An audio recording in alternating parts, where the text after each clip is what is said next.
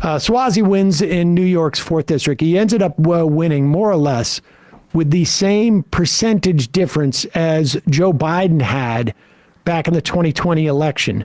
Turnout, obviously, for a special election is lower than it is for an off-year election, which is lower than a presidential election. So we don't really have much to measure that against. We will talk later in the program about the way this is being spun.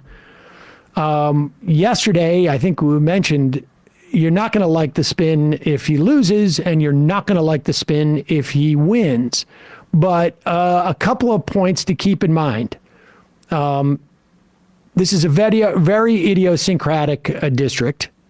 It is one of, if not the wealthiest district in the country, but it's also a fairly diverse district in terms of ethnicities and immigrants and whatnot. The outside expenditure groups, including the DMFI, outspent the Republicans, not quite 2-1, but close. They had a horrible candidate.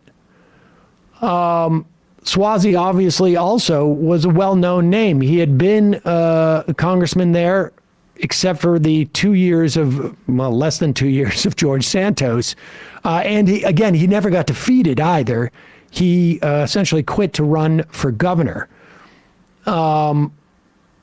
There's a lot of people out there who want to make this about immigration or crime, but he also led quite a bit, particularly in the later weeks, closed with a lot of ads about abortion rights, which in the last go-around in New York State, you did not hear much about.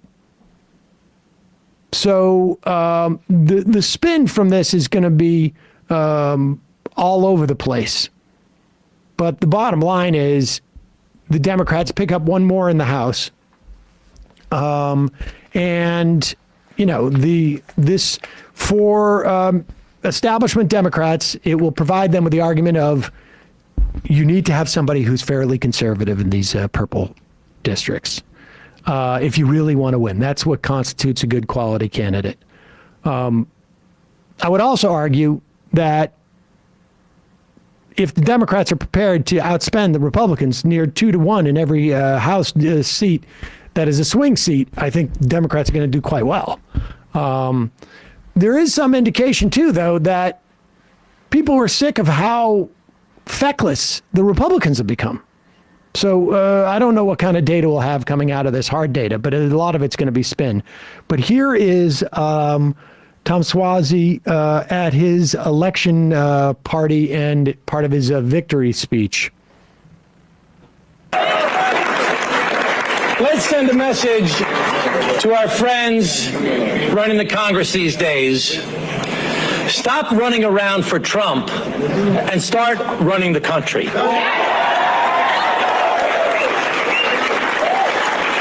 It's time to find common ground and start delivering for the people of the United States of America. The people are watching. They want us to start working together. So our message is very clear. Either get on board or get out of the way. Let's send. Now, he was one of the original problem solvers caucuses, and he was in Congress for at least 3 terms before this. I think it was at least 3.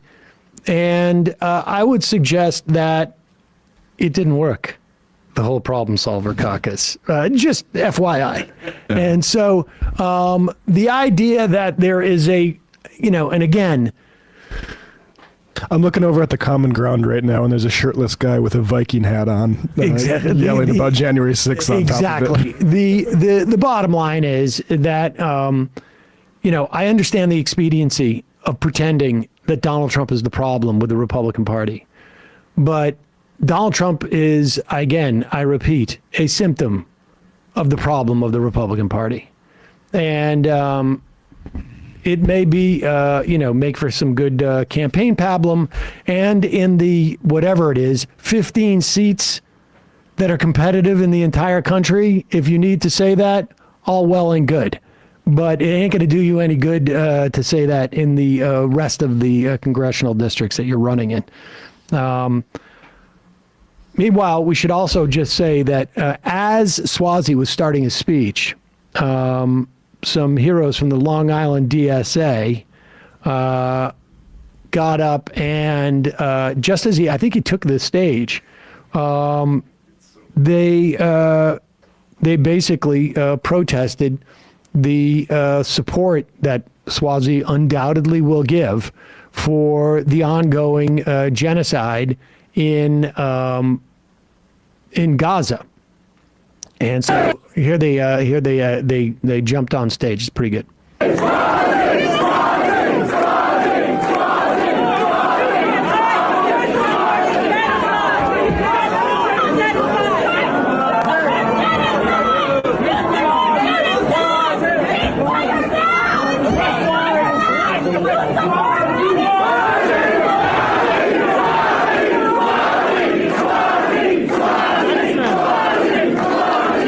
Now, this was a race that the Republican was a former member of the IDF,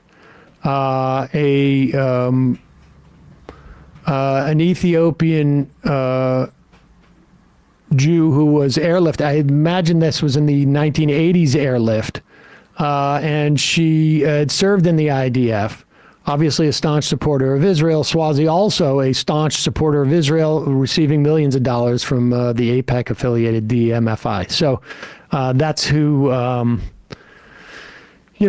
that's who's coming out of that district. So good that the Republicans have one less vote in the House and the Democrats have one more. But probably in the top 10 of my least favorite Democrats in the House, I would argue. I don't know. Could be top 20. I'm not sure. But there it is. And we'll talk more about that later.